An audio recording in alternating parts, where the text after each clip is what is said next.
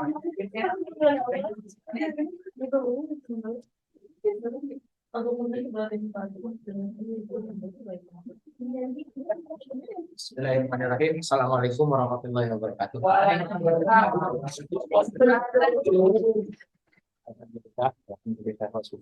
salatu wassalamu ala Rasulillah wa ala alihi wa sahbihi wa mawalah.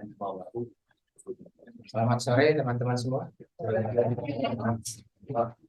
Alhamdulillah sore hari ini kita bisa memulai pembelajaran mata kuliah ekonomi mikro antar mikroekonomi.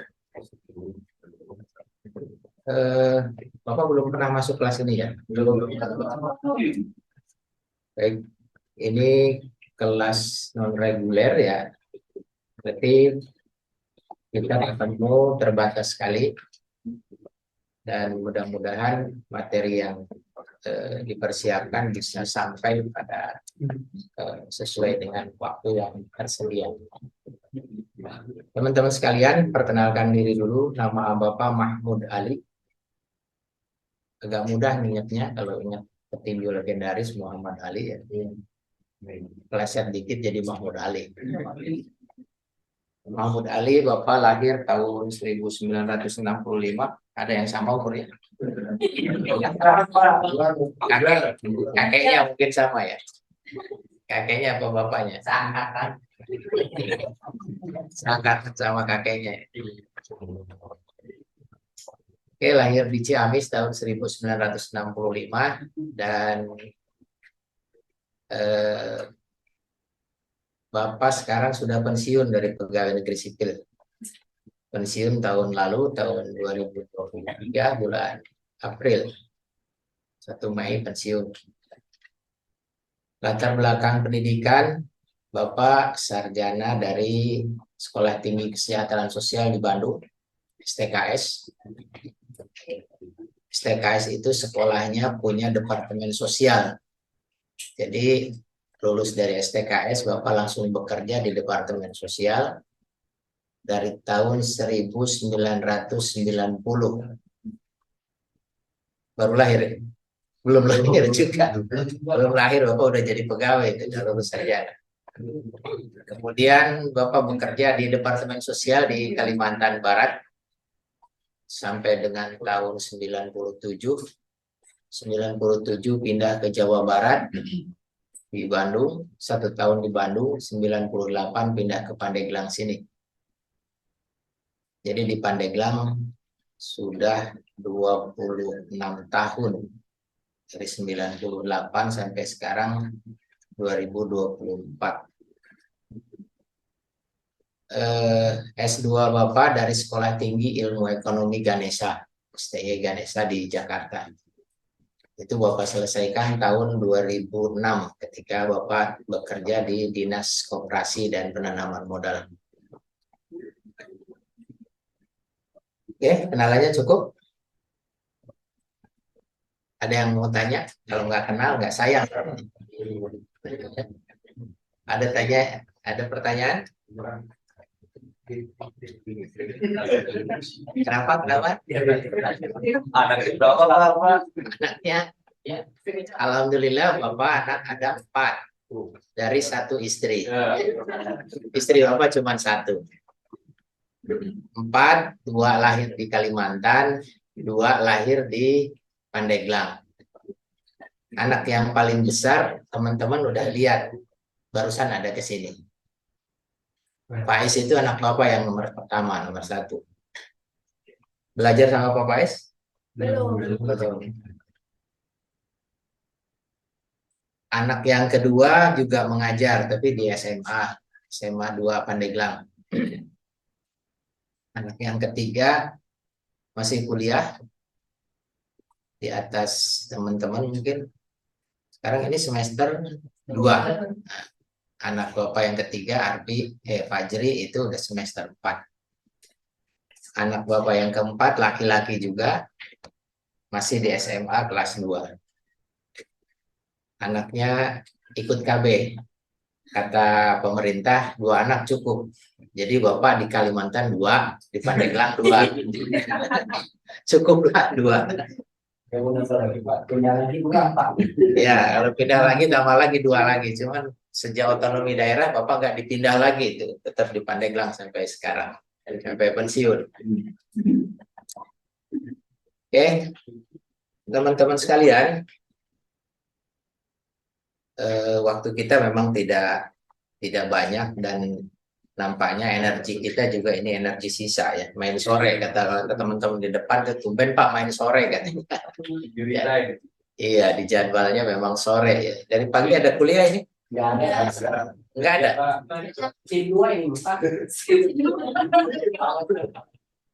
Jadi, siang ada kuliah. Jam 2 sampai sore, jadi yang pagi sampai siang gitu. Oh.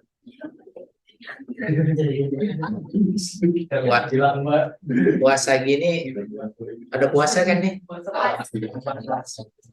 Kelihatannya pada seger-seger. Daya juangnya tinggi ini berarti. Ini pada bekerja di mana aja? Di kantor, Pak. Ada yang PNS? Belum. Biasanya kelas-kelas non reguler ini diisi oleh kelas-kelas PNS.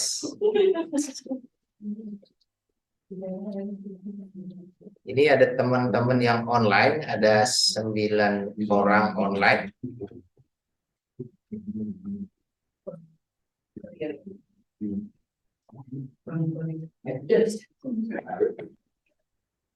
Di mana aja nih yang online? Mas Budi? Coba saya sapa satu, Mas Budi. Halo. Iya. Di mana ini? Iya, halo. Halo. Ya, selamat sore, Bapak. Mahmud Ali ya. Mas Budi di mana posisinya? Saya lagi di Sulawesi, Pak. Di Sulawesi, alhamdulillah. Iya. Kerja di mana? Iya. Kerja di kantor, Pak. Kantor apa? Kantor apa? Kantor swasta. Swasta. Iya. Sana apa tuh? Bergerak di kontrak konstruksi. Konstruksi bangunan, gedung. Iya, kontraktor begitu, Pak. Oh, alhamdulillah. Iya, alhamdulillah. Ya. Di bagian apa? Divisi apa? Di bagian apa? Saya bagian pembukuannya, Pak. Administrasi. Administrasi. Iya. Penansian, pelaporannya. Iya, benar. Pembiayaannya. Terima kasih. Ya, terima kasih, Bapak. Lagi yang lain, Wanda Frenika ini di mana? Saya di Balaraja, Pak. Balaraja. Bisa on cam? Ya, sebentar. Wanda Frenika. Iya. Iya, Pak. Di mana posisi ini? Lagi di Balaraja, Pak. Di Balaraja, sedang di tempat kerja atau di rumah? Baru pulang. Baru pulang. Oke, kerjanya di Lion. Lion Air. Iya. Oh, perusahaan penerbangan ya. Iya, Pak. Di divisi apa? Pramugari, Pak. Masya Allah, ini ada pramugari ikut kuliah administrasi bisnis ya. Iya, Pak. Oke, terima kasih sudah bergabung. Ya, terima kasih, Pak. Wanda, nomor absennya yang mana ya?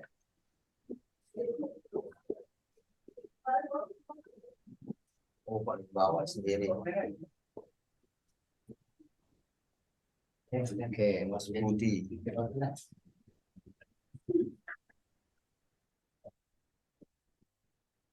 Ada ya ke sana ya? Ada. Terima kasih.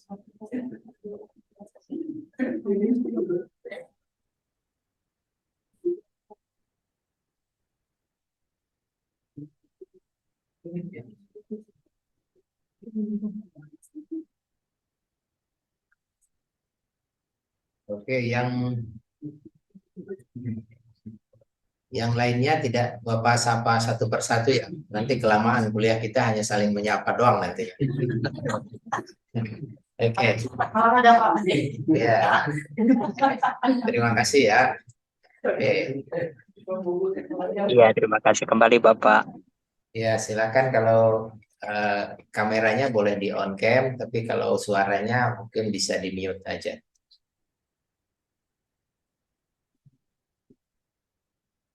Oke, teman-teman sekalian, selama perkuliahan kita, Bapak tidak menyisihkan waktu untuk bertanya di akhir sesi.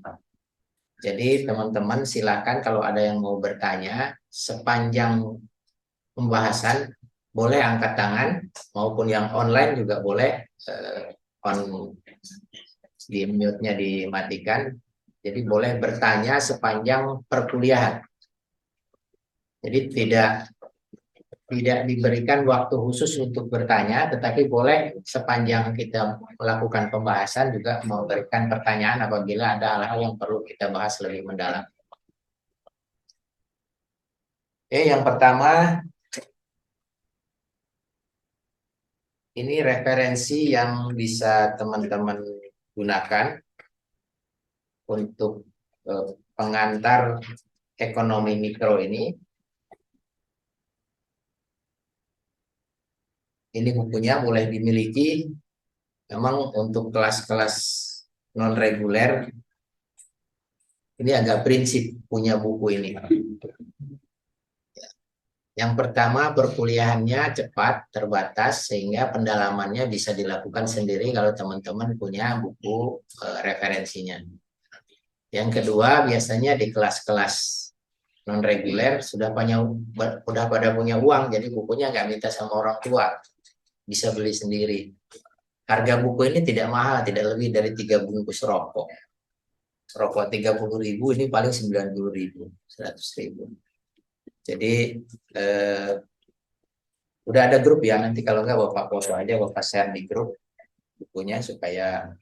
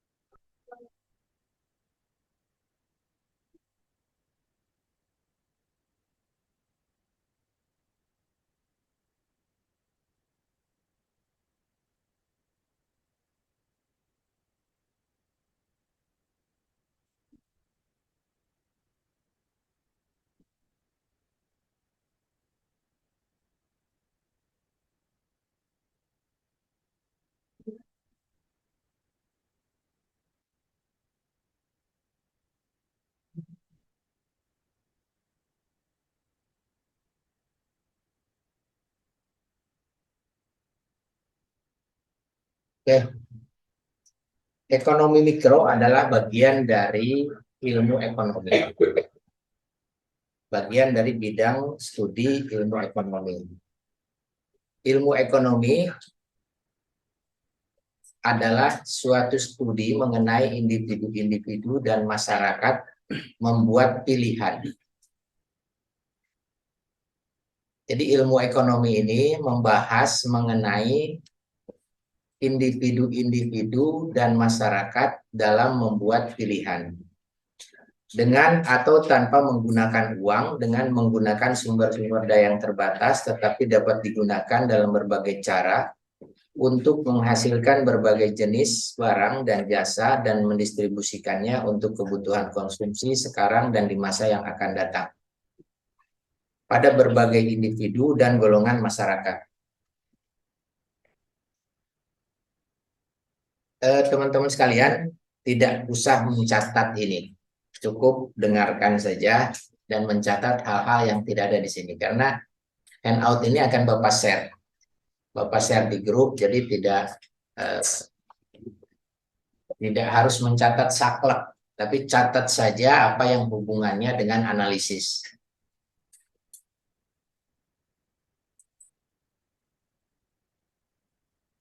Individu dalam masyarakat akan berupaya memaksimalkan kepuasan dan kemakmurannya. Maka persoalan pokok yang diterangkan dalam analisis ekonomi adalah bagaimanakah caranya menggunakan sumber-sumber daya atau pendapatan tertentu agar penggunaan tersebut dapat memberikan kepuasan dan kemakmuran yang maksimum kepada individu dan masyarakat.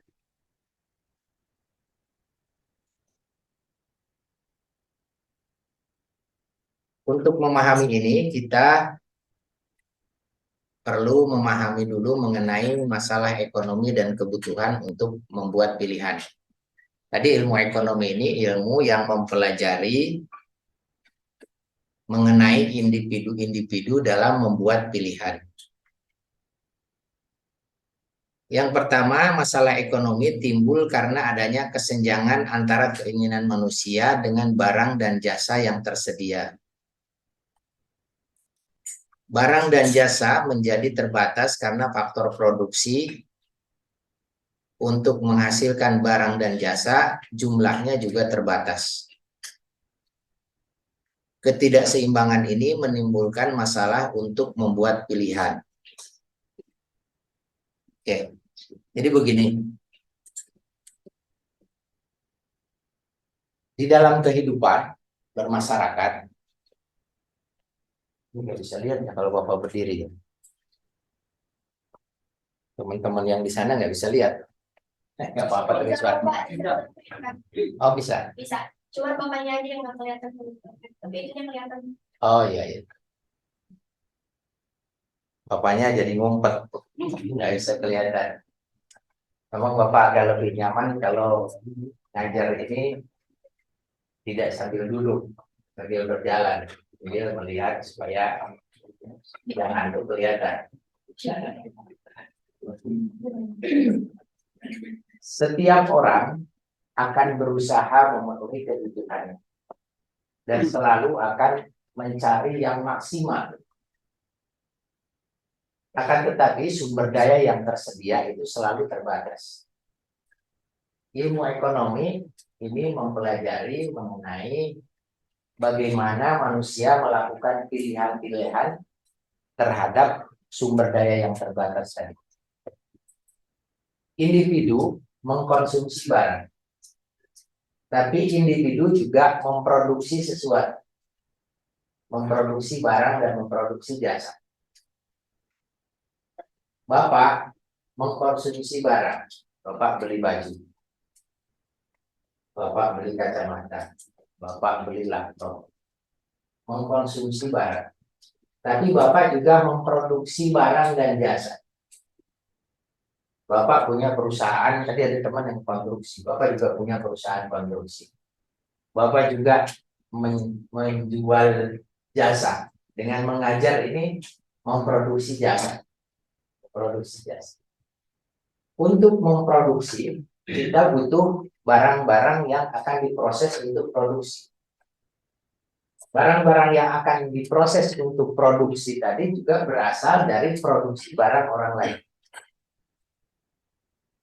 Maka sistem itu menyebabkan saling ketergantungan antara konsumen dan produsen. Karena produsen juga mengkonsumsi barang dan jasa. Perusahaan memproduksi barang, tapi dia mengkonsumsi jasa tenaga kerja. Mengkonsumsi bahan baku untuk diproses menjadi barang. Nah, itu sumber daya untuk produksi itu selalu terbatas. Sumber daya untuk konsumsi juga selalu terbatas. Kita inginnya punya baju 3 lemari. Supaya setiap keluar dalam 1 tahun tidak tidak pernah satu baju dipakai 2 kali. Tapi tidak mungkin kita punya baju 365 lembar. Karena mungkin kamar kita akan penuh dengan baju. Adalah pilihan. Walaupun punya uang 1 miliar, cukup untuk beli baju 365 lembar. Tentu pilihannya tidak untuk beli baju semua. Karena banyak hal perlu dikonsumsi yang lain. Dan titik keseimbangan konsumsi itulah yang menjadi pilihan dan kajian.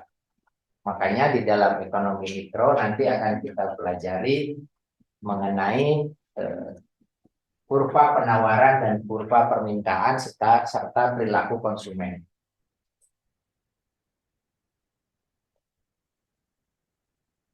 Oke. Jenis barang ada 2 kelompok. Jadi pemahaman pertama mengenai pilihan. Masalah ekonomi itu timbul karena ada kesenjangan antara keinginan manusia dengan barang dan jasa yang tersedia. Barang dan jasanya yang tersedia terbatas, kemampuan kita memperolehnya juga selalu terbatas.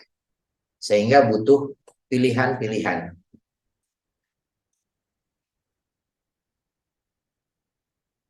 Jenis barang ada 2 kelompok. Yang pertama barang ekonomi, yang kedua barang cuma-cuma. Barang ekonomi yang yang bisa kita dapatkan dengan menukar, mungkin melalui barter atau membelinya dengan uang. Sedangkan barang cuma-cuma itu biasanya dikategorikan sebagai barang publik, barang yang bisa kita dapatkan tanpa harus mengeluarkan pengorbanan. Misalnya jalan, penerangan umum, taman-taman kota, itu adalah barang publik. Barang yang kita dapatkan dengan cuma-cuma. Barang ekonomi dapat pula dikelompokkan menjadi barang konsumsi dan barang modal. Barang konsumsi adalah barang yang langsung dapat kita pakai, kita gunakan untuk meningkatkan kemakmuran seseorang, kemakmuran individu. Baju, barang konsumsi. Laptop, barang konsumsi. Kemudian makanan, barang yang dikonsumsi. Yang kedua, kelompok barang modal. Barang modal adalah barang yang digunakan untuk memproduksi sesuatu barang dan jasa. Misalnya mesin, peralatan, kemudian gedung perkantoran, itu barang modal. Barang ekonomi dapat pula dikelompokkan menjadi barang akhir yang dapat langsung dikonsumsi atau barang setengah jadi. Barang akhir itu barang yang langsung dapat kita gunakan untuk dikonsumsi. Kalau dikonsumsinya oleh perorangan, berarti langsung dipakai. Tapi kalau dikonsumsinya oleh perusahaan, boleh jadi barang itu juga menjadi barang modal. Seperti laptop ini, bagi Bapak adalah barang konsumsi. Karena Bapak langsung pakai untuk digunakan sehari-hari. Tapi di perusahaan itu barang modal untuk misalnya perusahaan desain konstruksi. Membuat gambar-gambar desain bangunan. Jasa konsultan konstruksi. Laptop ini bukan lagi barang konsumsi, tapi barang modal untuk memproduksi jasa desain konstruksi. Atau barang setengah jadi. Barang setengah jadi ini barang yang sudah diproses tetapi belum dapat dikonsumsi. Misalnya biji nikel, biji besi. Biji besi itu berasal dari pasir besi yang sudah diolah, diproses menjadi biji-biji besi. Kemudian CPO. Tahu CPO itu apa? Minyak, Pak. Minyak apa? Minyak goreng. Minyak goreng itu barang konsumsi. Tapi kalau CPO, palm oil, Palm oil, Pak. ya orang Sulawesi tahu tuh. Old palm oil. Iya benar Pak. Ya, itu sejenis minyak yang diperoleh dari proses produksi. Kelapa sawit itu punya sabut, sabutnya itu memiliki minyak. Sabut kelapa sawit itu ketika dipanaskan, kemudian dipres di pabrik itu dikeluarkan minyaknya, maka minyaknya itu namanya CPO, wood palm oil. Dan CPO itu belum bisa dikonsumsi, barang setengah jadi. Dikonsumsinya dengan apa? Ketika diproses menjadi biodiesel, dia menjadi minyak solar, minyak diesel untuk bahan bakar. Ketika diproses kembali menjadi minyak goreng, menjadi margarin, mungkin itu menjadi barang akhir, barang konsumsi yang bisa kita pakai, kita konsumsi. Masalah ekonomi dan kebutuhan untuk membuat pilihan. Dalam teori ekonomi terdapat dua cara penggolongan lain. Yang pertama, berdasarkan kepentingan barang tersebut dalam kehidupan manusia.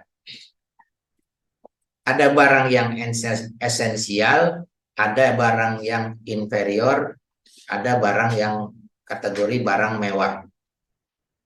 Barang esensial seperti beras, gula, ini esensial, jadi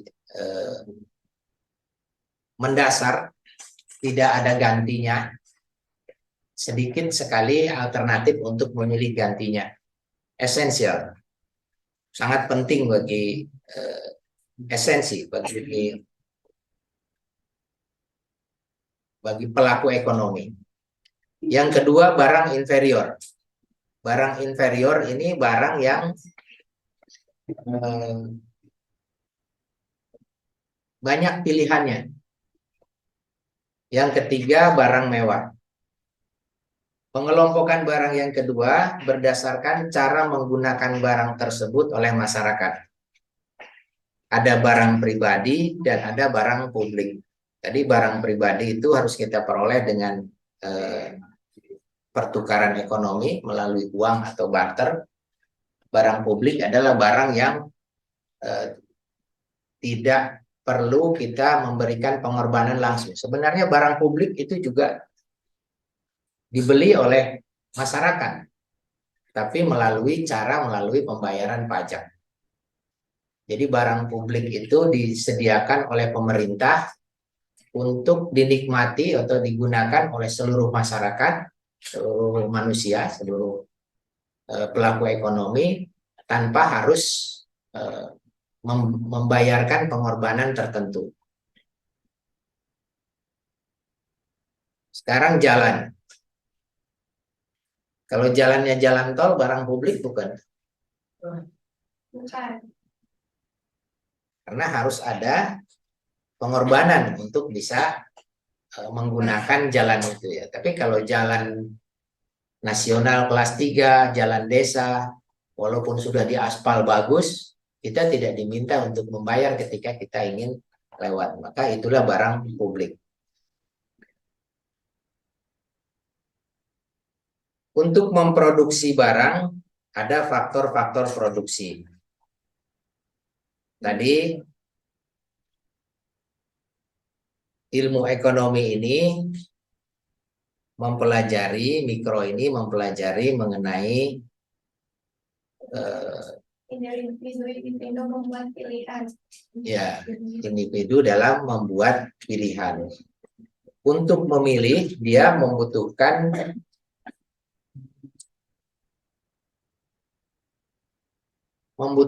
pendapatan, dan pendapatan itu diperoleh dari produksi. Jadi setiap individu memproduksi sesuatu untuk mendapatkan sesuatu.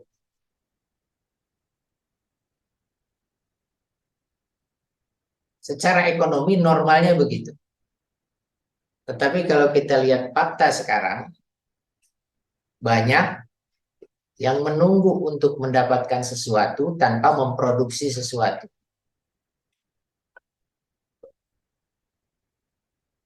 Ada yang seperti itu.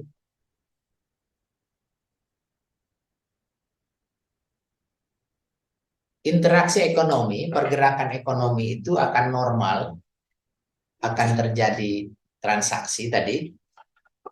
Saya memproduksi barang, saya memproduksi jasa, menghasilkan nilai tambah dari itu. Kemudian itu terkonversi dalam pendapatan. Dan pendapatan itu digunakan untuk mengkonsumsi, kan? Untuk mengkonsumsi barang yang saya perlukan. Barang yang saya perlukan diproduksi oleh kelompok masyarakat yang lain. Kemudian disediakan juga oleh kelompok masyarakat yang lain yang berjasa mendistribusikannya. Maka dengan itulah transaksi ekonomi terjadi. Jadi pergerakan ekonomi, pertumbuhan ekonomi itu terjadi ketika normalnya seperti itu. Semua membuat nilai tambah. Semua masyarakat membuat nilai tambah. Itu yang nantinya terumuskan menjadi produk domestik bruto namanya. Nilai tambah yang diperoleh dari proses produksi barang dan jasa yang dilakukan oleh sekelompok orang atau dilakukan oleh masyarakat dalam satu lingkup wilayah tertentu, dalam satu kurun waktu tertentu, itu namanya produk domestik bruto. Makanya kalau teman-teman lihat PDRB Kabupaten Pandeglang misalnya, sekian puluh triliun, atau PDB nasional sekian ribu triliun, itu adalah akumulasi nilai tambah.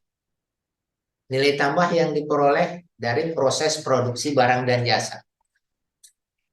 Nah sekarang kalau ada orang yang tidak memproduksi barang, tidak memproduksi jasa, hanya mengkonsumsi saja, berasal dari uang bantuan sosial, tergantung dari uang pemberian, maka dia tidak membuat nilai tambah. Dia hanya menggerakkan ekonomi sebagai konsumsi. Maka ketika bagian besar itu berlaku seperti itu, ekonomi melambat. Ekonomi menjadi baik ketika tadi semua komponen dalam masyarakat ini bergerak normal dalam lingkup aktivitas ekonomi yang produktif. Untuk melakukan produksi, ada faktor produksi, ada 4 jenis. Yang pertama, tanah dan sumber daya alam, ini juga terbatas. Yang kedua, tenaga kerja juga terbatas. Yang kedua, modal berupa finansial dan berupa barang modal. Yang keempat adalah keahlian, kewirausahaan, entrepreneurship.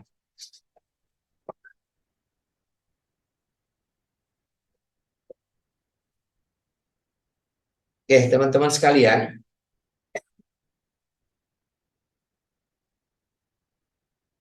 memproduksi barang, memproduksi jasa untuk bisa mengkonsumsi barang dan mengkonsumsi jasa akan menghasilkan pergerakan ekonomi.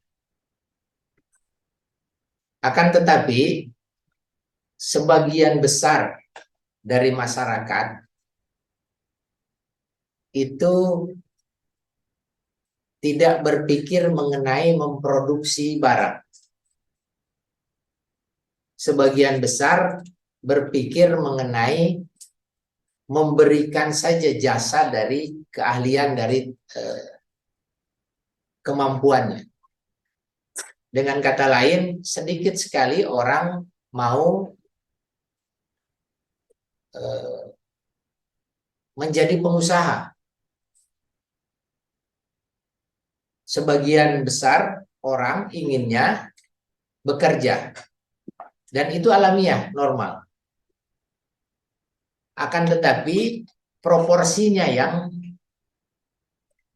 berbeda di berbagai negara.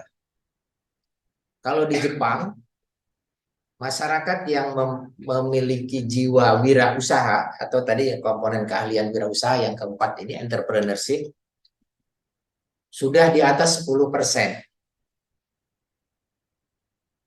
Silakan kalau mau browsing. Angka indeks entrepreneurship masyarakat di Jepang itu sudah 10-16%. Sehingga ketika 10% saja, berarti 10 orang dari 100 angkatan kerja di Jepang itu berpikir mengenai memproduksi barang dan memproduksi jasa, maka dia akan menggunakan tenaga kerja yang lain. Karena dia akan menggerakkan sumber daya yang lain. Ada sumber daya alam yang dia proses, ada tenaga kerja, ada modal yang dia pakai oleh tenaga wirausaha tadi. Sehingga hampir tidak ada pengangguran di sana. Yang ada adalah kekurangan tenaga. Tenaga kerjanya kurang, sumber daya manusianya terbatas. Sehingga banyak juga warga negara kita yang bekerja di Jepang. Di kita, angka pengangguran tinggi. Kenapa angka pengangguran tinggi? Coba buka HP-nya. Ada kuotanya enggak? Berapa sekarang angka pengangguran? Indeks pengangguran di Indonesia tahun 2023 aja berapa? Berapa persen indeksnya?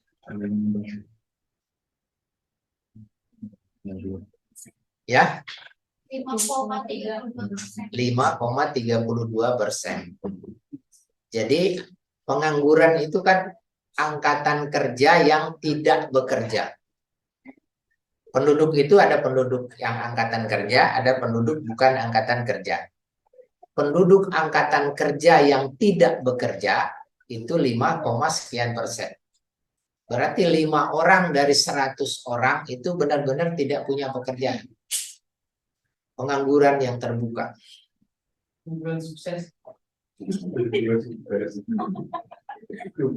Apa itu pengangguran sukses?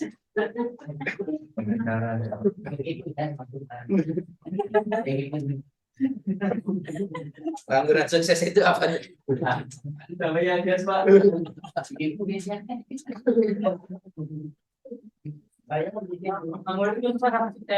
Ya,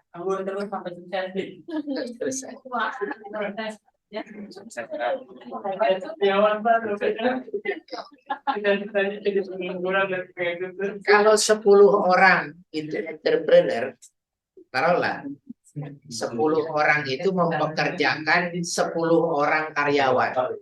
Karena dia entrepreneur, berjiwa wirausaha.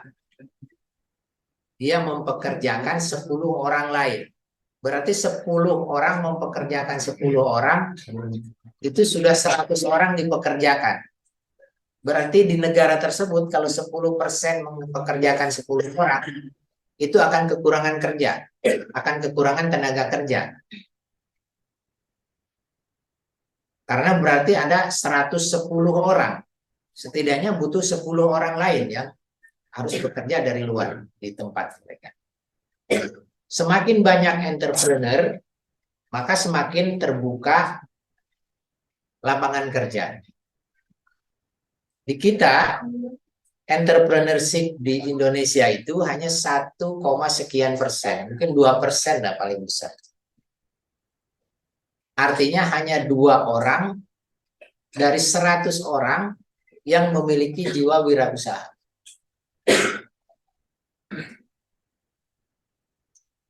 Ini masalah budaya juga. Kita nih dari kecil, termasuk Bapak, ketika ditanya sama orang tua, cita-cita nanti gede mau jadi apa? nggak ada kepikiran mau jadi pengusaha. Dari kecil memang ditimang-timang supaya sekolah. Kalau udah sekolahnya tinggi, katanya mudah mencari kerja. Disuruh mencari kerja, bukan disuruh membuka lapangan kerja. Dan itu mentalitas itu tertanam di generasi Bapak. Dan mungkin sampai sekarang orang tua masih begitu. Jadi ibu-ibu nih yang mau jadi orang tua nanti, bapak-bapak yang mau jadi orang tua nanti, kalau Indonesia ingin lebih cepat maju, masing-masing diri kita dan keturunan kita bukan hanya ditempa untuk menjadi pekerja, tetapi harus ditempa menjadi entrepreneur yang pengusaha.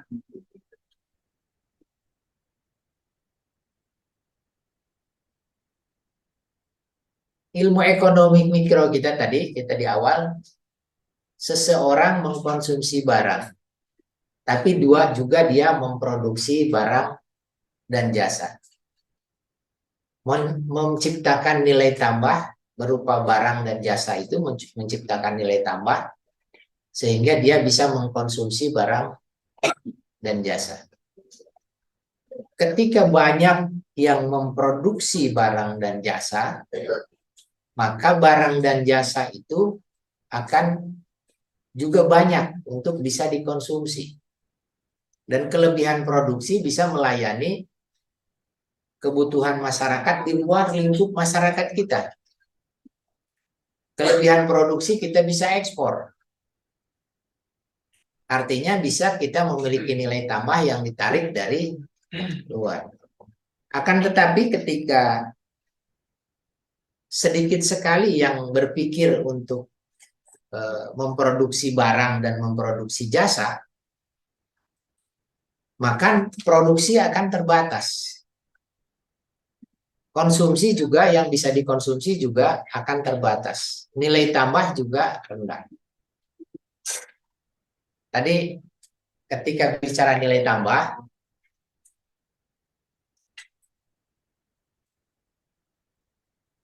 kebayang nggak apa itu nilai tambah? Keunggulan. Apa lagi? Uang. Apa lagi? Kemampuan. Nilai tambah yang diperoleh dari proses produksi barang dan jasa. Profit. Ya, lebih dekat. Ada lagi?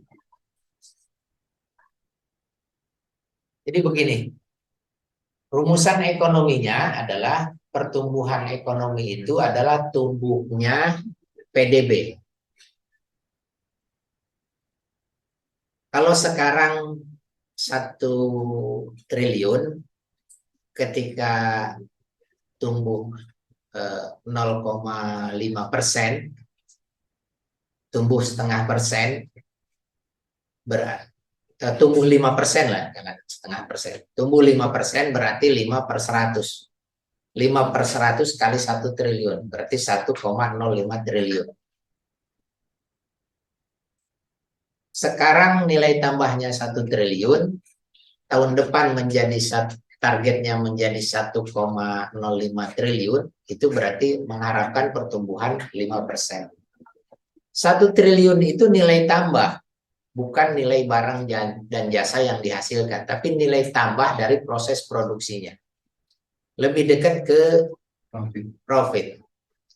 Jadi nilai tambah itu ketika kita mengolah misalnya kedelai. Kedelai diolah, diproses menjadi tahu. Kedelai 1 kilogram harganya 15.000. Ketika diproses menjadi tahu, dijual menjadi 45.000. Maka nilai tambah yang diperoleh adalah 45.000 setelah dikurangi harga kedelainya, ditambah pengurangan lainnya berupa variable cost dan fixed cost. Nah, ini dalam ekonomi mikro nanti akan kita pelajari mengenai variabel-variabel produksi, variable cost dan fixed cost. Maka mungkin biaya untuk membuat tahu tadi jumlahnya menjadi 20.000. Ketika dijual 45.000, nilai tambah yang diperoleh adalah 45.000 dikurangi 20.000 berarti 25.000. Masyarakat kita kan macam-macam produksinya. Ada yang membuat tahu, ada yang bertani, ada yang dokter, ada yang insinyur, menjual jasa, ada yang berdagang. Semuanya membuat nilai tambah. Akumulasi nilai tambah itulah yang namanya produk domestik bruto. Dan peningkatan produk domestik bruto itu yang namanya laju pertumbuhan ekonomi. Jadi sekarang udah harus mulai paham ketika belajar ilmu ekonomi. Ada calon presiden menyampaikan mengenai laju pertumbuhan ekonomi yang ditargetkan 7%. Katanya. Artinya apa itu?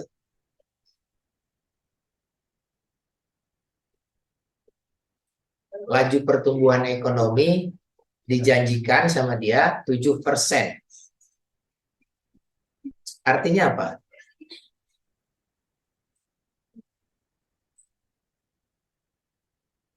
Tujuh persen per tahun. Berubah nilai tambah ini ya.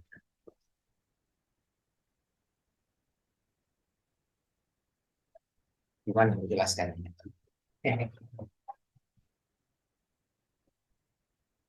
Ekonomi tumbuh itu dengan adanya produksi barang dan jasa dan konsumsi. Ada yang memproduksi, ada yang mengkonsumsi. Interaksi itu yang akan kita pelajari dalam ilmu ekonomi yang akan kita bahas dalam satu semester ini. Akumulasi nilai tambah itu adalah produk domestik bruto. Jadi, ini nih, contohnya. Benar Bapak nggak lihat yang lewat di luar.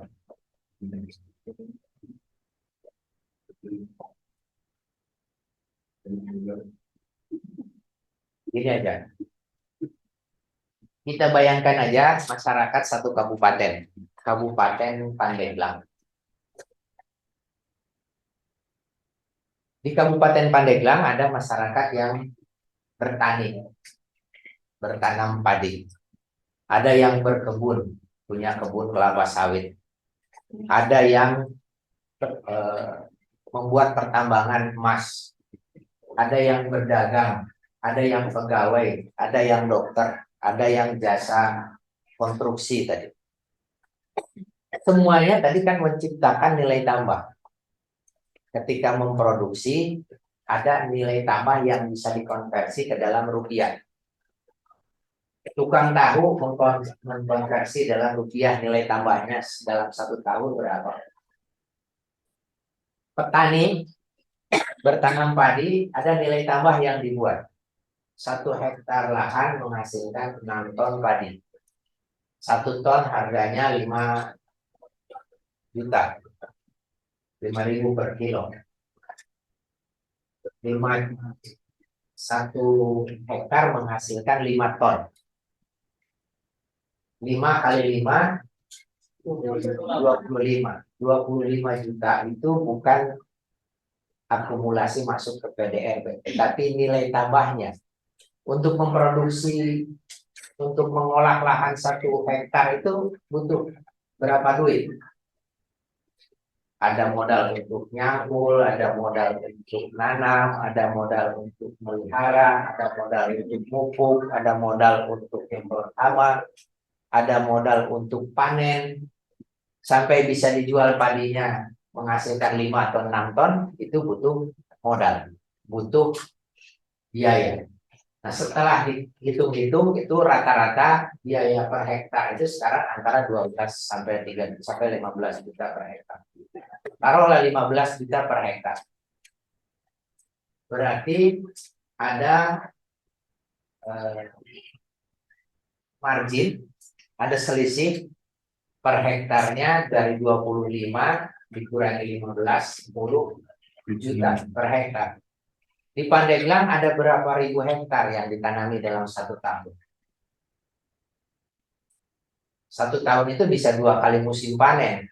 Mungkin sawahnya ada 40.000 hektar. 40.000 dikalikan 2 kali panen berarti 80.000 hektar. 80.000 dikalikan 5 ton per hektar. Maka akumulasi nilai tambahnya akan terhitung. Dan itu dihitung oleh statistik. Oleh teman-teman di statistik, di survei. Walaupun tidak dihitung secara keseluruhan, tetapi disampling. Jadi ada nilai tambah yang diperoleh dari sektor pertanian. Ada nilai tambah yang diperoleh dari sektor usaha kecil dan menengah. Ada nilai tambah yang diperoleh dari sektor pertambangan. Ada nilai tambah yang diperoleh dari sektor perdagangan. Ada nilai tambah yang diperoleh dari sektor jasa. Ketika dijumlahkan dalam satu wilayah tertentu tanpa memperhatikan siapa yang memproduksinya. PDB itu dihitung tanpa memperhatikan siapa yang memproduksi. Jadi walaupun bukan orang Pandeglang, misalnya ada orang PT Antam, itu perusahaan nasional membuat pertambangan di Pandeglang, di Cibaliu, TCSD, itu tetap masuk PDB-nya bukan langsung PDB nasional, tapi PDB Kabupaten Pandeglang. PDB keseluruhan itu adalah akumulasi dari kabupaten tadi dijumlahkan. Nah, sehingga nilai tambah perekonomian itu adalah nilai tambah dari proses produksi barang dan jasa dalam satu wilayah tertentu dalam kurun waktu tertentu tanpa memperhatikan siapa yang memproduksinya.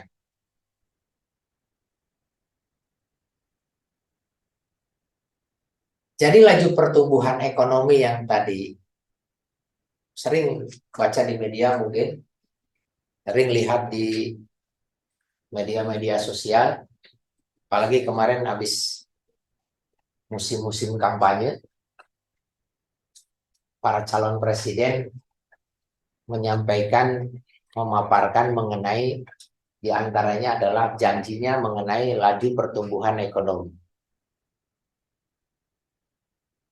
Dan kita juga pernah mendengar mungkin janji presiden sebelumnya mengenai laju pertumbuhan ekonomi.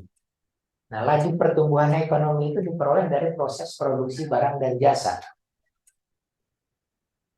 Jadi yang harus dilakukan ketika ingin perekonomian melaju, maka harus makin banyak produksi barang dan jasa. Atau margin keuntungannya yang diperlebar. Logikanya kan begitu ya. Tadi misalnya pertanian, tanaman padi, harganya 5.000. Pemerintah beli dengan harga 6.000 melalui sistem bulognya. Berarti marginnya kan akan melebar. Dari tadinya keuntungannya margin nilai tambahnya hanya 10 juta menjadi 11 juta. Itu akan menyebabkan laju pertumbuhan ekonomi yang lebih tinggi karena nilai tambahnya bertambah. Atau alternatif kedua, produksinya yang diperbanyak. Makin banyak, misalnya lahannya diperluas atau diupayakan dari 5 ton per hektar menjadi 6 ton per hektar dengan teknologi pertanian yang baru, maka akan nilai tambahnya akan meningkat. Atau biaya produksinya diturunkan dari 12 juta menjadi hanya 10 juta biaya produksi. Karena dengan misalnya mekanisasi, dengan pupuk yang disubsidi, biayanya lebih murah. Berarti nilai marginnya akan melebar. Logika kebijakannya adalah seperti itu. Supaya produksi memiliki nilai tambah dan masyarakat menjadi punya kemampuan lebih untuk mengkonsumsi. Karena kalau nilai tambahnya besar di petani tadi, otomatis kemampuan dia mengkonsumsi barang dan jasa lain juga akan semakin besar. Maka ekonomi akan bergerak. Berbanding terbalik dengan kebijakan yang terjadi. Subsidi pupuk dikurangi. Otomatis harga margin itu makin kecil karena biaya produksinya makin mahal.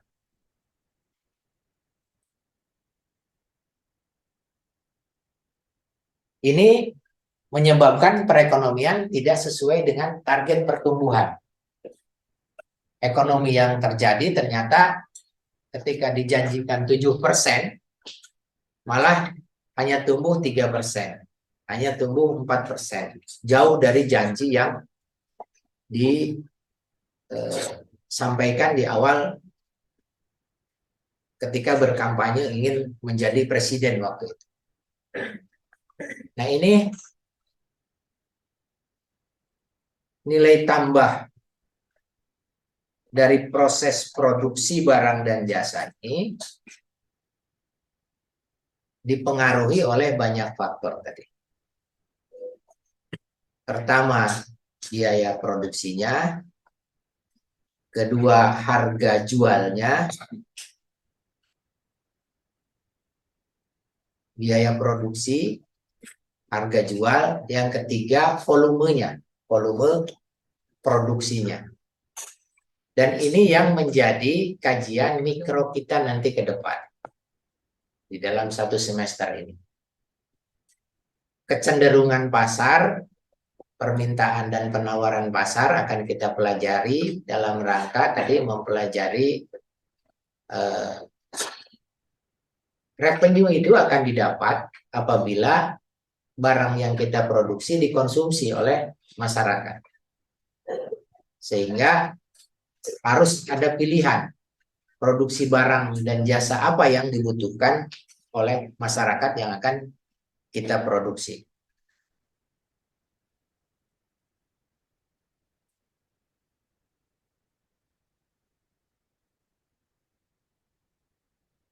Kita lanjutkan. Masalah ekonomi dan kebutuhan untuk membuat pilihan. Pilihan dalam mengkonsumsi. Barang-barang apa yang perlu dibeli dan seberapa jumlahnya agar pembelian dan penggunaan barang-barang tersebut akan memberikan kepuasan maksimum bagi diri dan keluarganya. Pilihan dalam mengkonsumsi.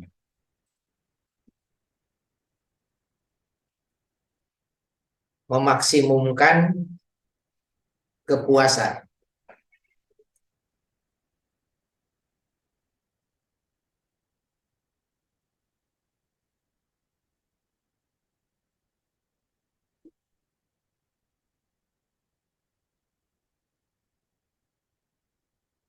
Yang kedua, pilihan dalam memproduksi.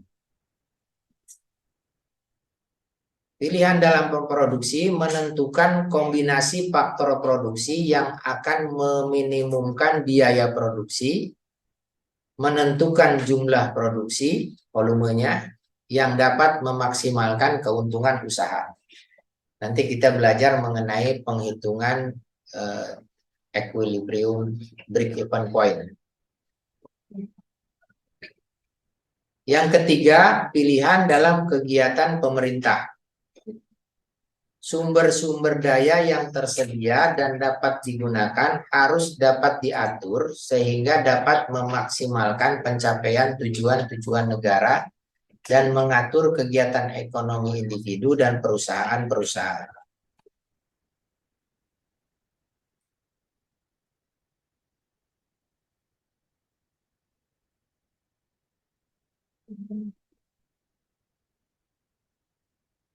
Sepi sekali.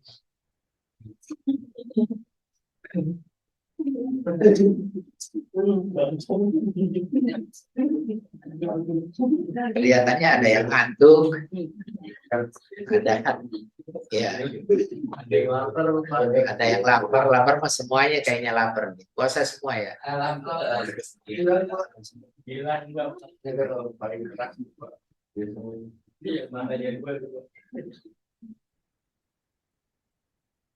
Masalah ekonomi dan kebutuhan untuk membuat pilihan. Jadi masalah ekonomi ini masalah tentang membuat pilihan.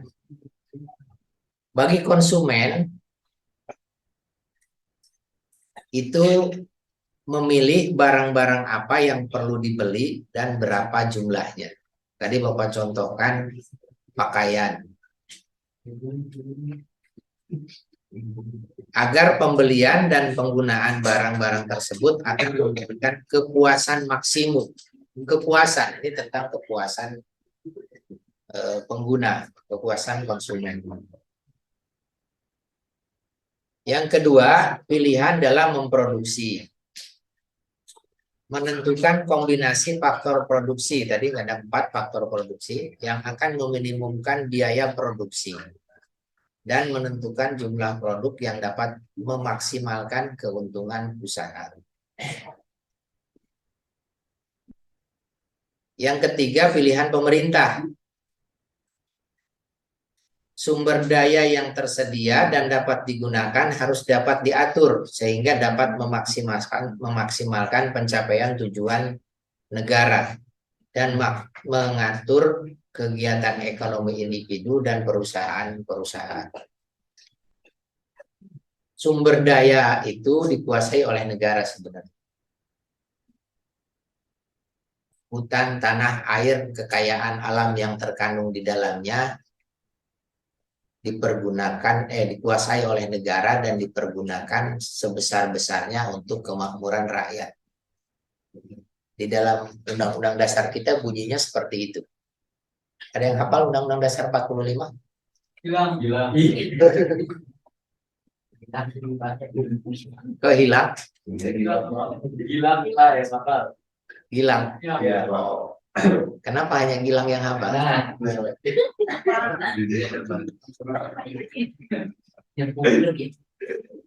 Ya. Apa hanya Gilang yang peduli terhadap sumber daya? Orang baik. Ya, Pak. Gilang. Faktor-faktor produksi karena dikuasai oleh negara, maka sebenarnya kita menggunakannya juga akan menghasilkan pendapatan bagi negara. Akan tetapi rumusnya, konsep dasarnya di negara kita itu harusnya sebesar-besarnya digunakan untuk kemakmuran rakyat. Nah, sehingga sumber daya negara ini harusnya sumber daya alam yang dikuasai negara ini harusnya memberikan kemakmuran sebesar-besarnya bagi rakyat.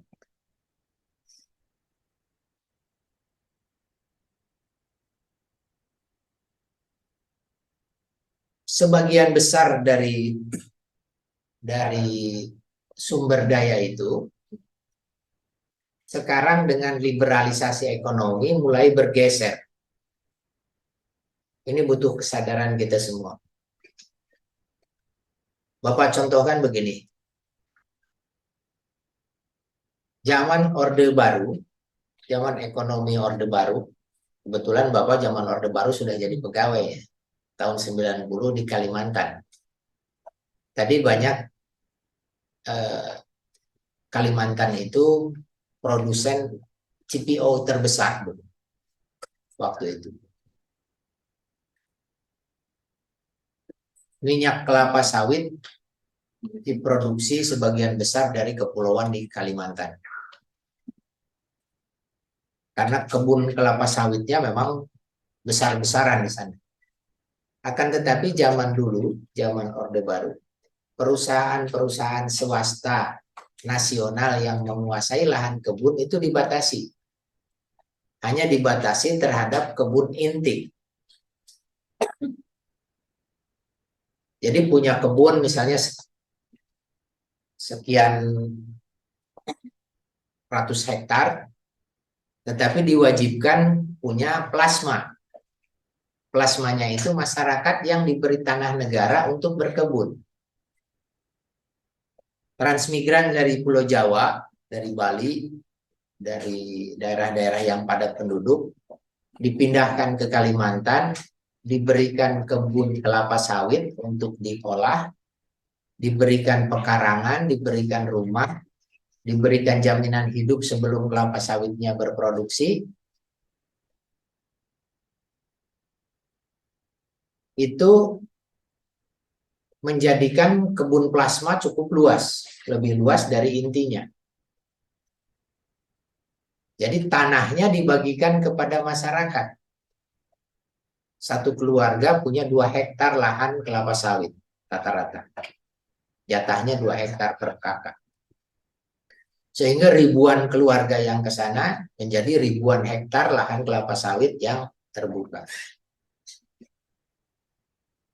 Kebun inti berkewajiban membina tadi plasmanya. Jadi masyarakat menjualnya ke perusahaan yang punya inti, menjual kelapa sawitnya ke perusahaan yang punya pabrik, punya inti. Sehingga terjadi ada produksi ekonomi, produksi barang produksi yang diproduksi oleh masyarakat, sehingga kemampuan konsumsinya juga meningkat. Maka terjadilah pertumbuhan ekonomi.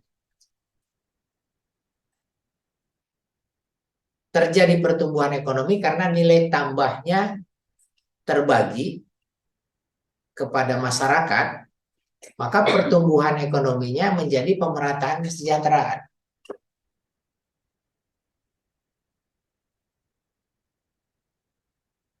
Konsep baru ke sini ketika pasar bebas dan liberalisasi ekonomi makin menekan kita, makin menekan, bukan kita sebenarnya, pemerintah, kebijakan pemerintah yang tertekan untuk meliberalisasi ekonomi.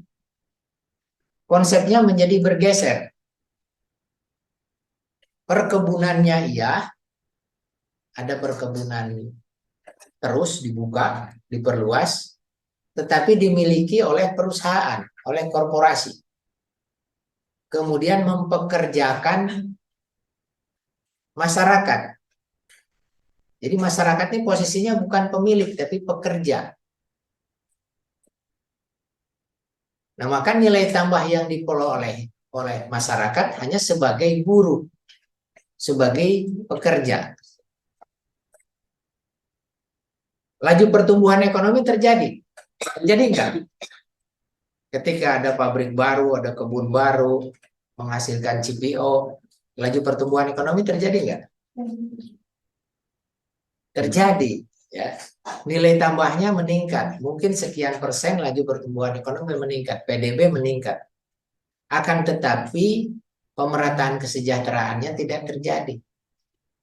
Karena kalau plasma masyarakat itu pemilik, memiliki kebun kelapa sawit, tetapi dengan tidak adanya plasma, dengan korporasi yang membuka lahan perkebunan, maka masyarakat hanya sebagai pekerja. Jadi dia hanya buruh upahan. Hanya digaji, hanya diberikan, hanya memperoleh pendapatan ketika mereka bekerja.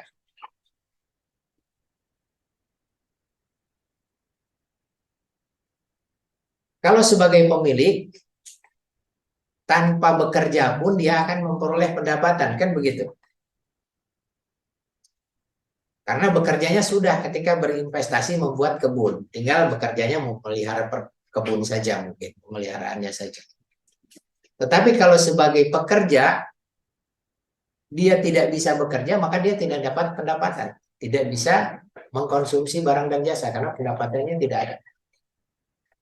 Nah, ini bedanya entrepreneur, pengusaha dengan pekerja.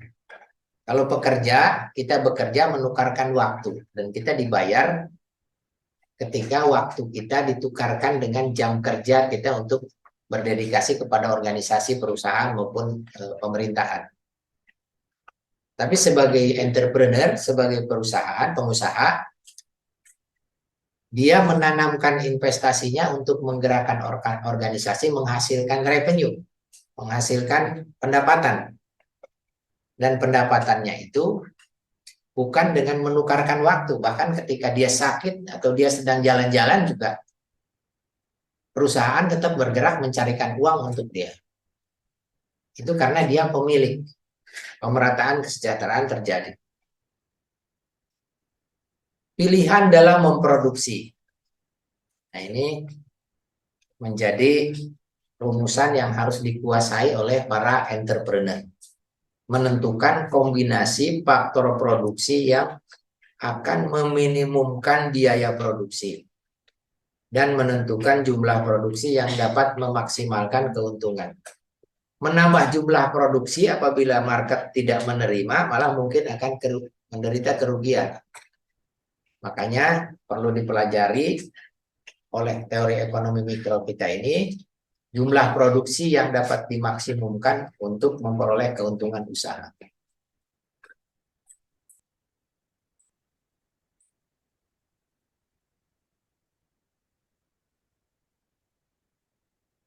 Ada jenis-jenis analisis ekonomi yang dilakukan.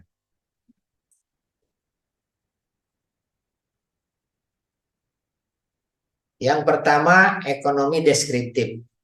Analisis ekonomi yang menggambarkan keadaan yang sebenarnya wujud dalam perekonomian. Deskriptif itu seperti potret, memotret. Menggambarkan keadaan yang sebenarnya mengenai wujud perekonomian. Kondisinya ini begini loh, dipotret gitu. Sekarang kondisi perekonomian Indonesia itu seperti ini loh.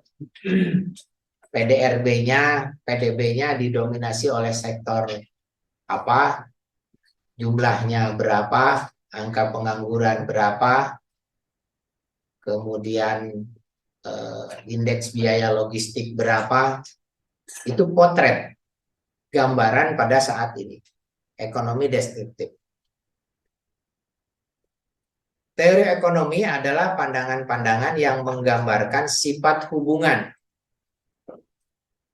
Yang kedua, menggambarkan sifat hubungan berupa teori ekonomi yang wujud dalam kegiatan ekonomi dalam ramalan tentang peristiwa yang akan terjadi bila keadaan yang mempengaruhinya mengalami perubahan. Apabila X berubah, maka Y berubah seperti apa? Itu korelasi dalam teori ekonomi yang akan dipelajari nanti. Teori ekonomi juga memberikan gambaran tentang sifat utama dari sistem ekonomi dan bagaimana sistem ekonomi berfungsi. Yang diterangkan dalam gambaran umum yang disederhanakan mengenai kegiatan ekonomi dan sifat-sifat hubungan ekonomi. Jadi teori ekonomi ini menggambarkan variabel-variabel yang berhubungan.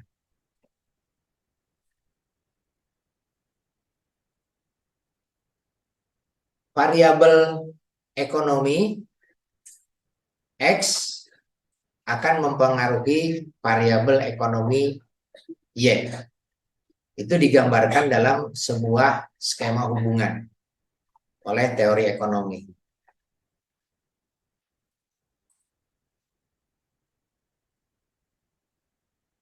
Yang ketiga, ekonomi terapan atau teori kebijakan ekonomi. Cabang ilmu ekonomi yang menelaah tentang kebijakan yang perlu dilaksanakan untuk mengatasi masalah-masalah ekonomi. Tadi.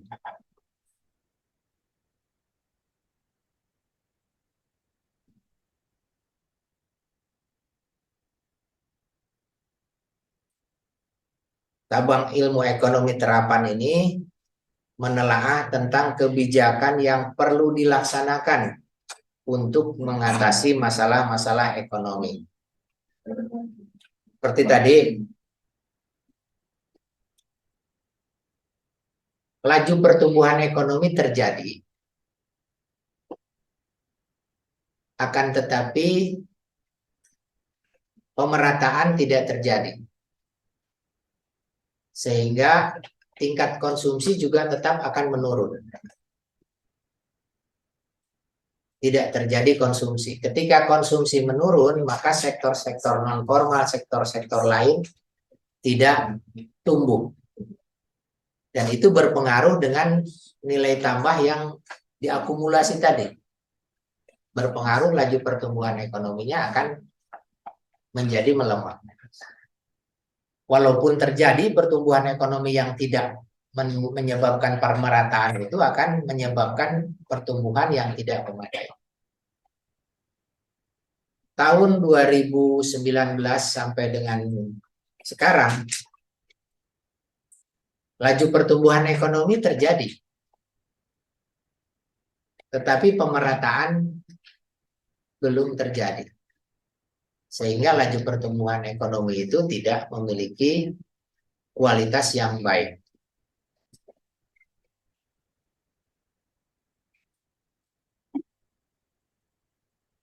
Ini ranahnya ekonomi terapan kebijakannya. Kebijakan yang perlu dilaksanakan untuk mengatasi masalah ekonomi. Tujuan yang ingin dicapai dari kebijakan ekonomi adalah mencapai pertumbuhan ekonomi yang cepat, menciptakan stabilitas harga, mengatasi masalah pengangguran, mewujudkan pemerataan distribusi pendapatan.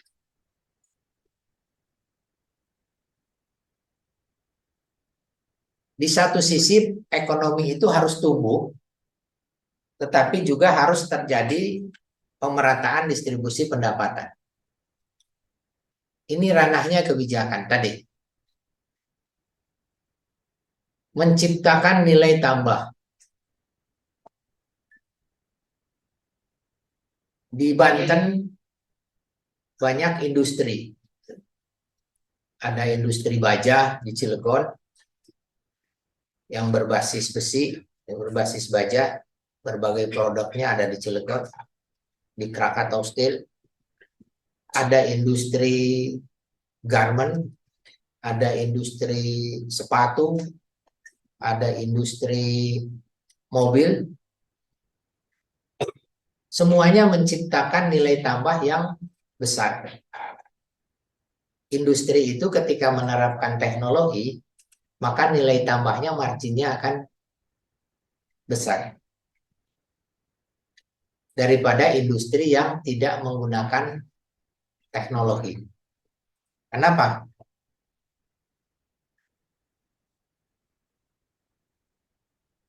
Pertanian itu tadi kecil sekali nilai tambahnya. Dari modal 12 juta, modal 15 juta hanya menghasilkan 25 juta. Berarti hanya 10 juta nilai tambahnya dalam satu musim. Itu 1 hektar lahan. Padahal petani kita tidak sampai mengolah 1 hektar. Kalau 1 tahun 2 musim saja, berarti hanya 20 juta kalau mengelola 1 hektar. Artinya kalau satu keluarga mengelola 1 hektar, 20 juta setahun, sebulan rata-rata pendapatannya tidak sampai 2 juta. Hanya 1.700.000-an saja. Dan itu kenapa menyebabkan kantong-kantong kemiskinan itu banyak di daerah-daerah pertanian. Karena nilai tambah yang diperoleh tidak besar. Bandingkan tadi dengan misalnya bikin tahu. Membuat tahu itu menerapkan sedikit teknologi. Maka nilai tambahnya juga lebih tinggi.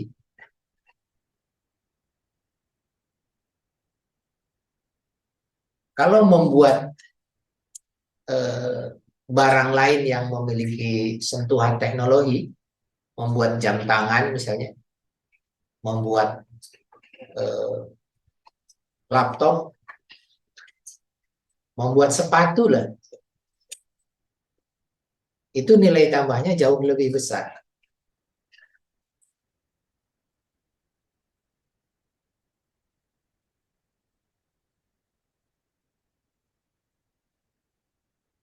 Sementara itu, teknologi ini digunakannya di era modernisasi industrialisasi ini digunakannya dengan skala industri. Sehingga nilai tambah yang diperoleh itu lebih besar kepada nilai tambah yang dimiliki oleh para pemodal. Korporasi yang memiliki perusahaan-perusahaan besar. Sementara pemerataan pendapatan hanya terjadi melalui pemberian upah kerja. Dan upah kerja sudah dibatasi dengan upah minimum regional, UMR. Nah, sehingga ini menjadi ranahnya kebijakan untuk memilih.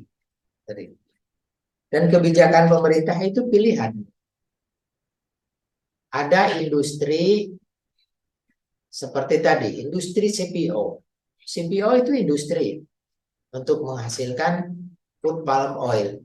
Tetapi ada yang bisa instrumen yang bisa dijadikan pemerataan pendapatan. Dengan apa? Dengan transmigrasi plasma perkebunan.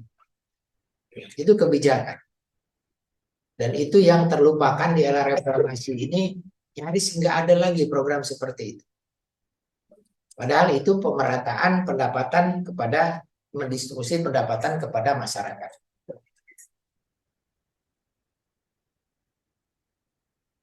Dalam merumuskan kebijakan ekonomi, sangat penting peranan dari pandangan yang menerangkan apa yang harus wujud atau value judgment.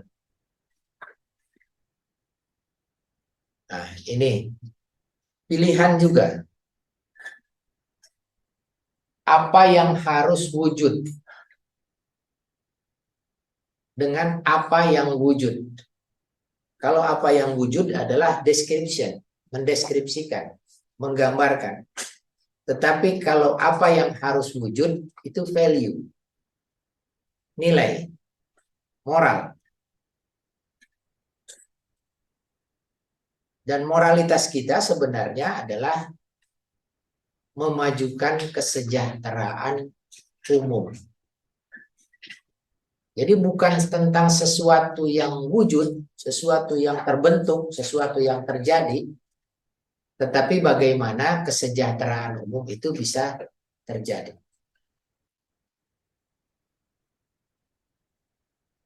Gini, kita ingin dikatakan negara modern. Benar nggak? Nah, Dari dulu kita punya cita-cita negara ini harus menjadi negara yang modern. Sejajar dengan negara-negara lain di pergaulan dunia. Itu ditanamkan oleh para pemimpin kita. Negara yang modern itu yang seperti apa sih ukurannya?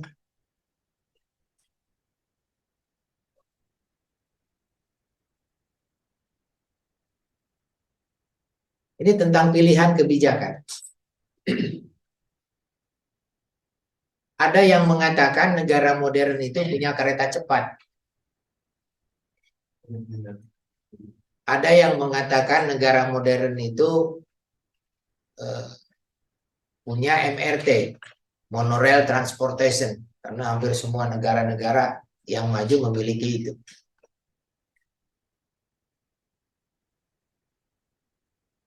Value judgment, apa yang harus wujud ketika kita mengatakan bahwa modern itu adalah punya kereta cepat, maka segala sumber daya akan digunakan untuk membuat kereta cepat.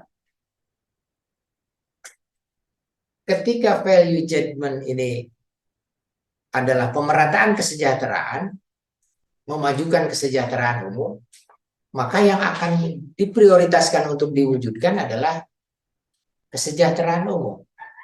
Value judgment. Dan ketika pilihannya kemarin pemerintahan era sekarang ini mengidentifikasikan bahwa modern itu adalah tadi kereta cepat, maka masyarakat yang kurang mampu bukan disediakan lapangan kerja, tetapi dikasih bansos. Dan tadi menyebabkan masyarakat hanya menjadi konsumen, tidak membuat nilai tambah. Kereta cepat Bandung-Jakarta itu dibangun dengan uang 108 triliun. Kebayang nggak 108 triliun itu? Besar nggak? Besar. Sebesar apa? Kenapa dikatakan besar? Pembandingannya apa? Karena nggak punya. Karena kita nggak punya. Ini Well.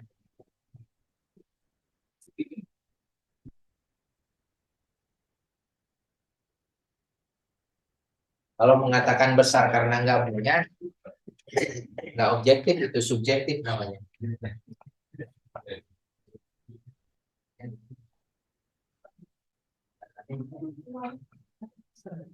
Begini pembandingnya ya.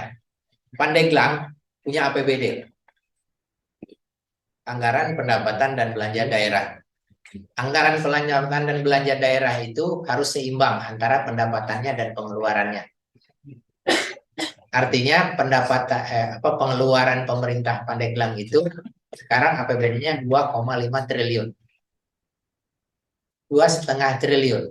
Artinya untuk bayar gaji pegawainya, untuk bayar gurunya, untuk membangun jalan, untuk memelihara gedung, untuk operasional pemerintah, semuanya belanja pemerintah daerah itu hanya 2,5 triliun.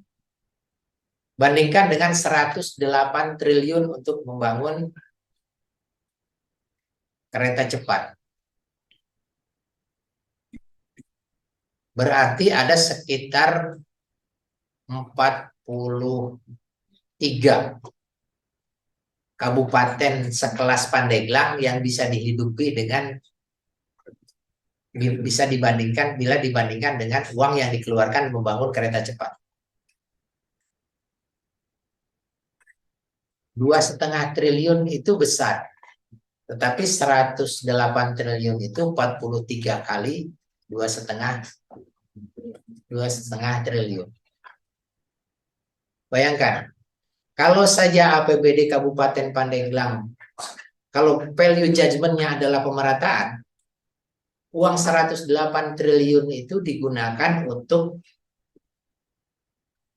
mendongkrak APBD kabupaten seperti Pandeglang ini. Ada 43 kabupaten, dikasih 2 kali lipat. 2,5 triliun itu bukan hanya dari pusat, sudah keseluruhan termasuk dari pendapatan asli daerah. Sekarang ditambah 2 kali lipat misalnya. Bisa kebayang berapa banyak jalan yang akan lebih baik. Mungkin berkali-kali lipat. Atau begini,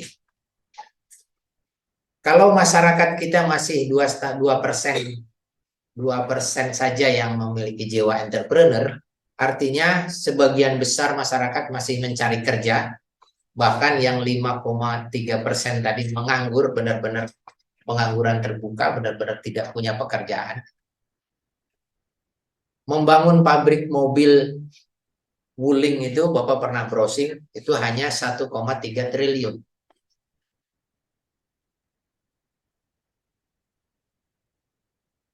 $108 triliun itu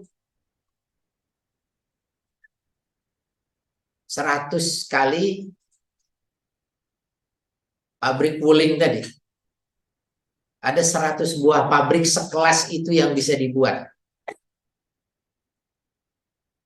Bayangin kalau 100 buah pabrik itu dibuat, kalau value judgment-nya memilih pemerataan, bukan simbolisme kemajuan, bukan simbolisme modernisasi.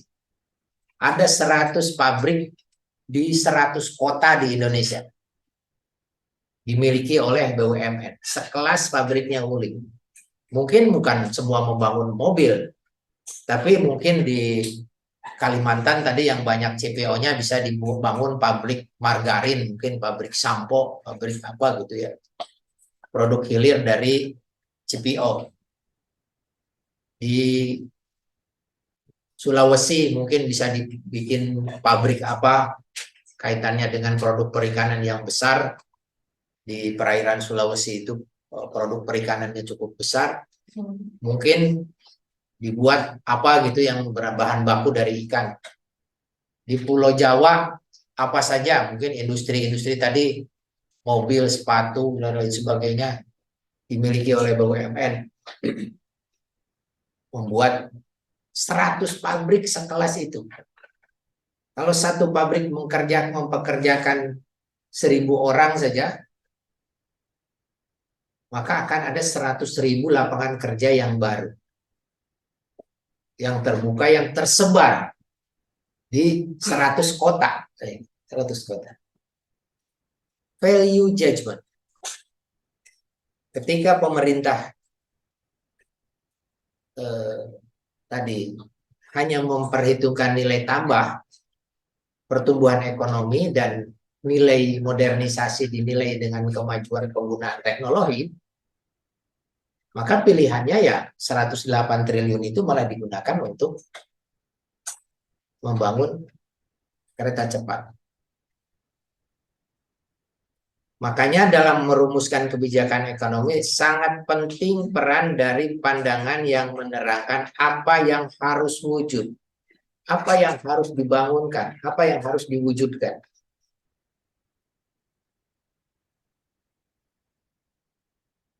Di sini ada contoh kasus ketika masyarakat kekurangan produk pangan tertentu, pilihannya adalah mengimpor pangan atau meningkatkan produksi pangan dalam negeri. Kita kekurangan beras karena penduduk bertambah lebih cepat daripada produksi beras yang diproduksi oleh masyarakat kita.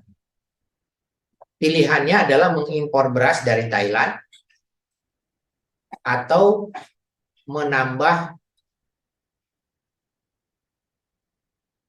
produksi beras dalam negeri, produksi gabah dalam negeri.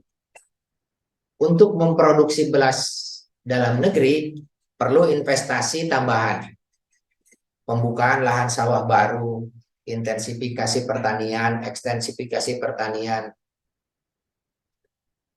Ini pilihan. Ketika value judgment-nya adalah kemandirian pangan, swasembada pangan, maka mungkin pilihannya adalah tadi bukan mengimpor, tapi pilihannya berinvestasi untuk meningkatkan produksi pangan nasional. Dan ketika value judgment-nya adalah mentalnya adalah korporasi, maka meningkatkan produksi juga akan dengan tangan korporasi. Ketika value judgment-nya pemerataan, maka meningkatkan produksi tadi dengan mengupayakan peningkatan produksi dan pemerataan penguasaan lahan oleh para petani.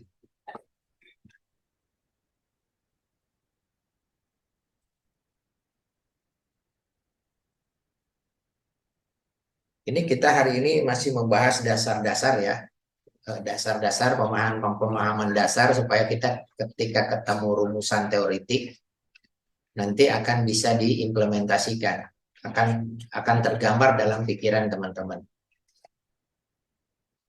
Di dalam ilmu ekonomi ada pernyataan positif dan pernyataan normatif. Dalam mempelajari ilmu ekonomi perlu disadari dengan baik perbedaan dari pernyataan positif dan pernyataan normatif.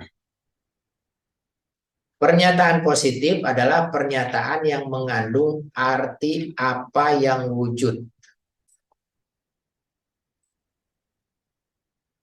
Apa yang terbentuk atau apa yang wujud. Atau apa yang akan wujud.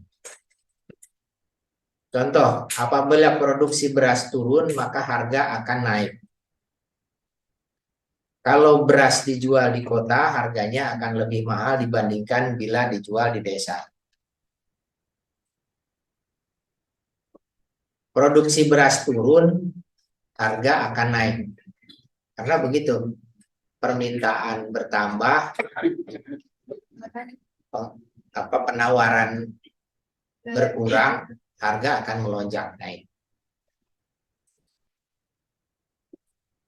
Kalau beras dijual di kota, harganya akan lebih mahal dibandingkan bila dijual di desa. Karena beras itu basisnya ditanamnya di perdesaan, bukan di perkotaan. Sehingga ketika dijual di kota butuh biaya pengangkutan, butuh biaya logistik. Sehingga harganya akan lebih mahal. Jadi itu apa yang wujud.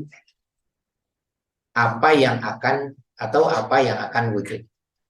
Sedangkan pernyataan normatif adalah pernyataan yang mengandung arti apakah yang sebaiknya harus wujud. Tadi, value judgment. Jadi pernyataan normatif adalah pernyataan subjektif atau value judgment.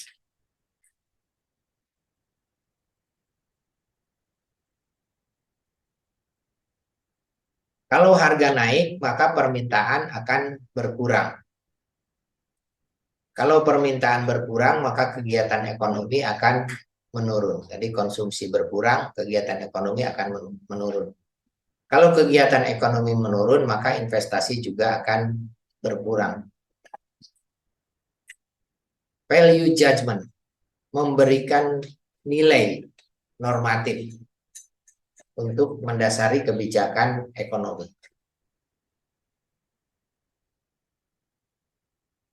Setiap teori ekonomi memiliki 4 unsur penting.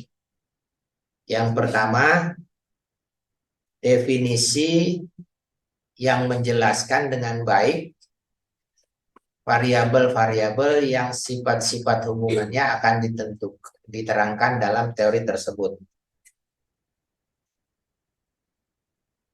Definisi atau pengertian-pengertian yang bisa diterima oleh logika dan nalar umum yang menjelaskan dengan baik variabel-variabel dan sifat hubungannya akan diterangkan.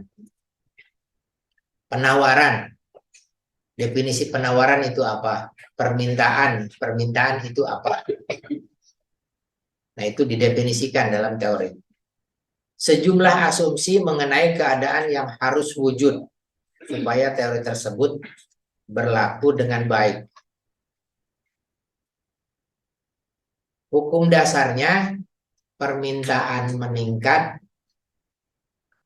penawaran tetap, maka harga akan naik.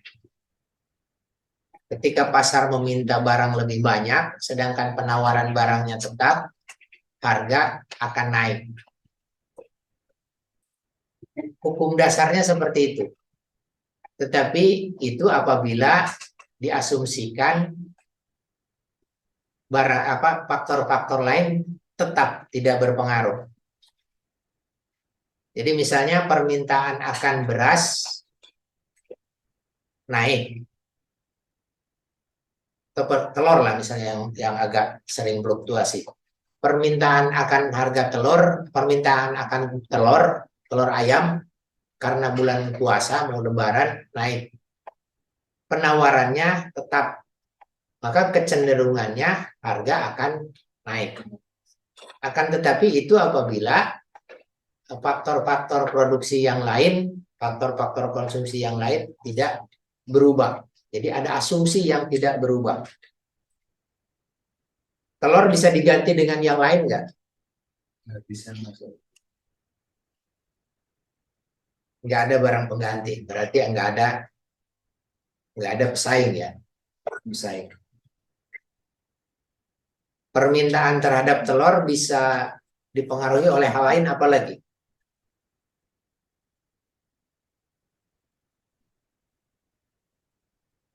Kenapa lebaran telur naik permintaannya? Namanya pembeli. Iya, kenapa peminat terhadap telur waktu mau lebaran naik? Untuk apa? Tujuan Bikin kue. Ya. Apabila harga kue jadi ternyata turun sangat drastis, misalnya Kongguan, kemudian Nissin, itu dijual benar-benar murah, akan berpengaruh nggak terhadap harga telur?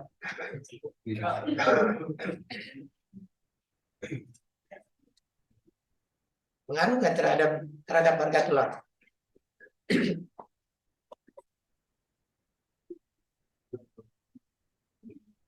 Ekonomi itu kan pilihan tadi untuk meningkatkan kepuasan.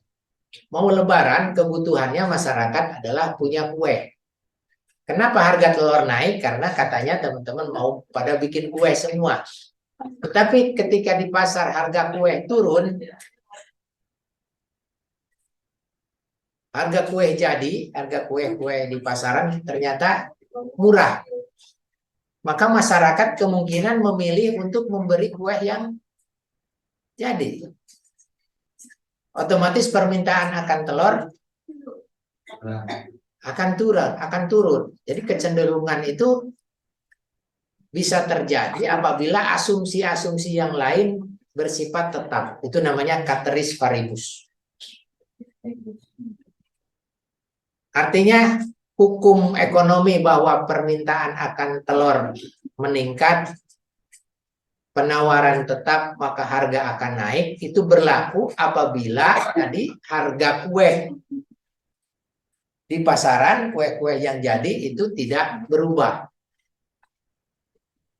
Jadi ada asumsi yang menyatakan tidak berubah. Cateris paribus.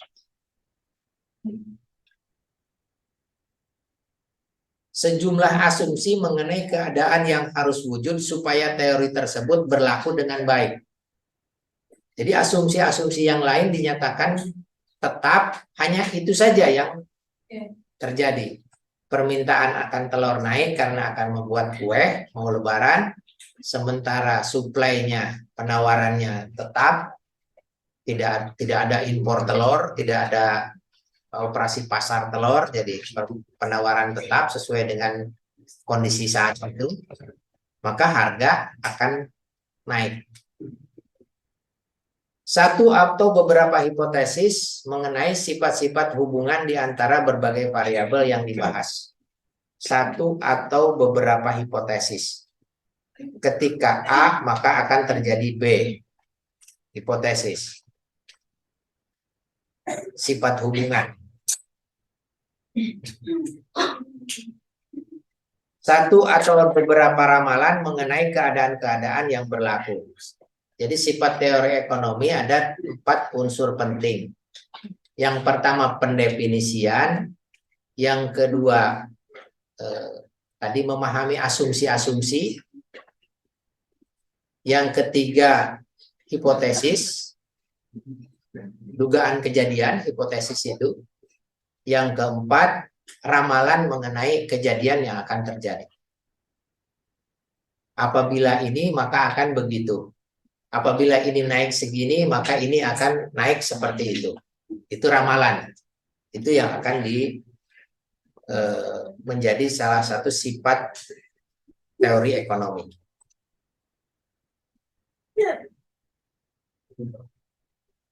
Masih ada waktu kita kepada apa?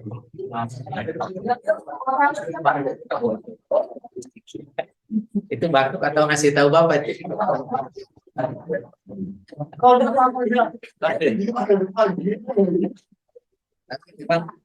Sepertinya jam Bapak lambat ini.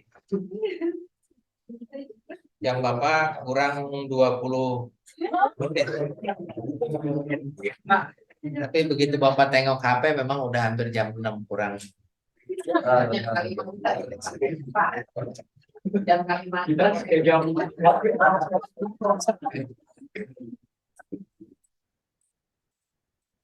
Oke, sejauh ini tidak ada yang bertanya, berarti Bapak anggap paham.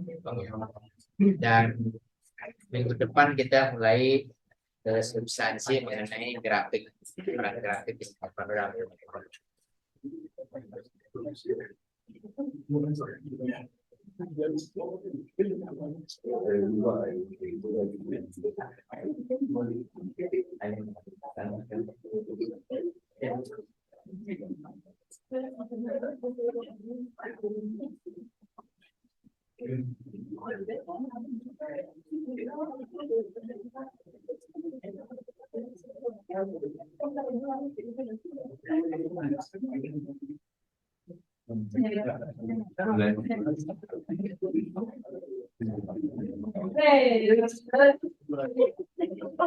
Kodenya makin kencang. Jam 6 udah hampir maghrib ya. Oke, baik. Terima kasih atas kebersamaan kita. Tapi ini absen Bapak lupa tadi nggak di bagikan secara. Tolong dong diisi dulu absennya ya.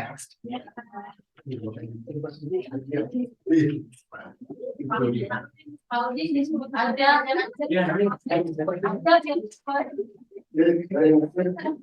Aditya.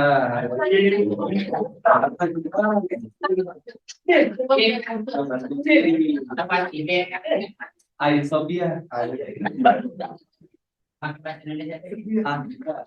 Anda lebih sedih. Api, ayam. Aulia apa dia? Bayi Hafi.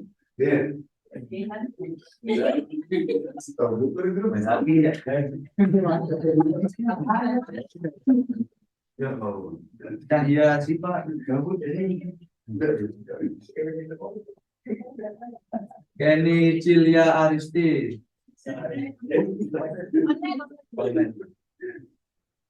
Ian Budiansyah.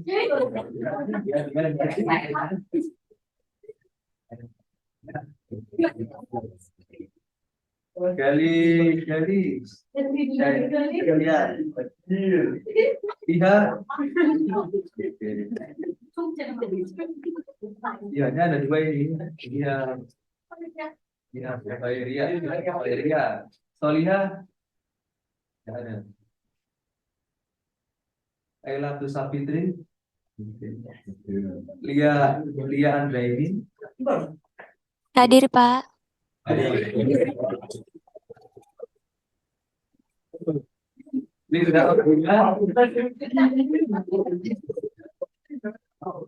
Paman ya, Paman.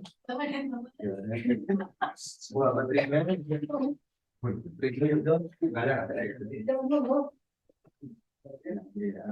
Muhammad Azharil Niken Adjani. Hadir, Pak. Niken Isnaini, Pak. Maaf, Pak. Niken Saini. Mariko. Pak Ida. Kita hadir ya, Pak. Rifda. Ririn.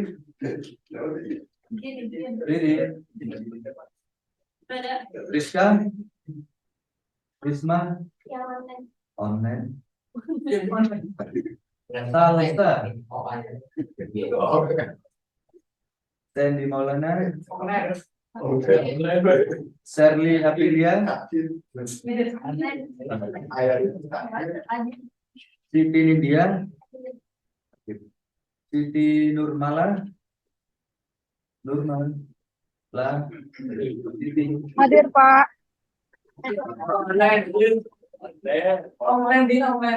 Sofia Tunisa. Hadiro. Utari Putri Yandini. Hadir, Pak.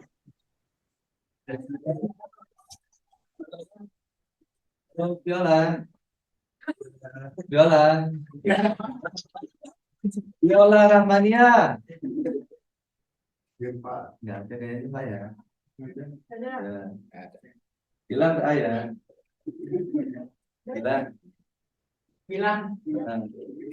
Bilang sama aku nggak ada.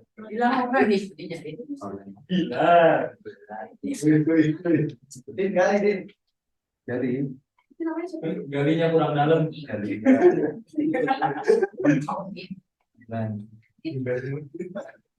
Ada yang belum? Belum, Adela. Kita, Pak. Belum.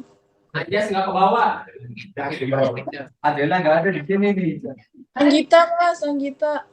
tulisan aja tulisan. Ada siapa? Adela. Anjas dari bawah. Tadi dia.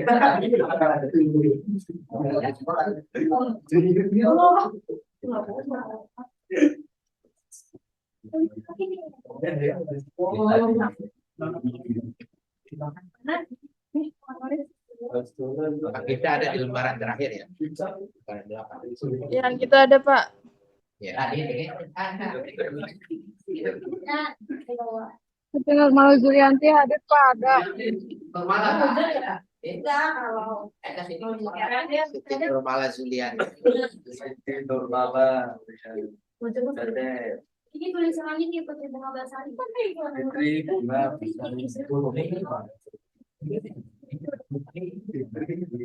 Aku ingin melihat kalian juga. Sudah ya, absen semua ya online.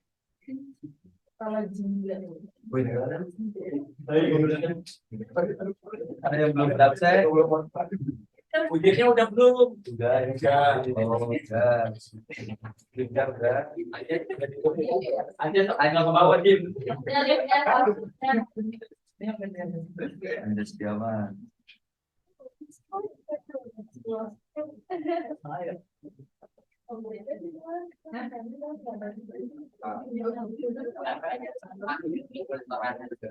Sudah semuanya sudah terabsen. Kita online. Iya Mas, iya Pak, kita online Pak. Makasih. Aulia Fadia. Aulia. Aulia online. Aulia online. Hadir.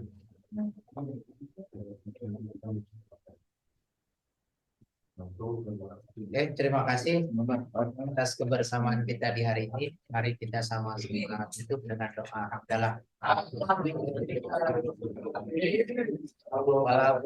Assalamualaikum warahmatullahi wabarakatuh. Waalaikumsalam warahmatullahi wabarakatuh.